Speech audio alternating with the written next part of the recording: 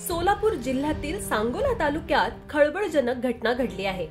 जादूटोणा करते म्हणून आमची प्रगती होत नाही म्हणून भाच्याने आत्याची दगडाने ठेचून हत्या केली।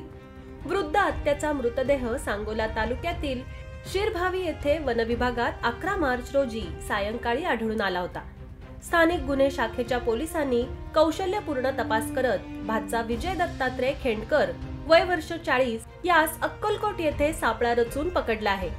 द्वारका बबन माने वय वर्ष 60 असं मृत महिलेचं नाव आहे।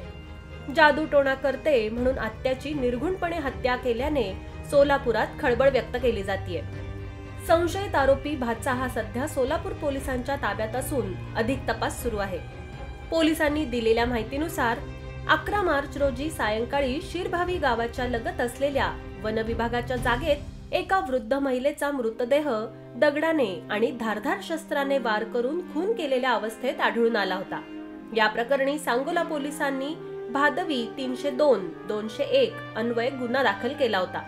स्थानिक गुन्हे शाखेचे पोलीस निरीक्षक सुरेश निंबाळकर यांनी एपीआय धनंजय पोरे आणि पीएसआय सूरज निंबाळकर यांच्या पथकास अज्ञात मयत महिलेची ओळख पटवून संशयित आरोपीचा शोध घेऊन अटक करण्याचे आदेश दिले होते।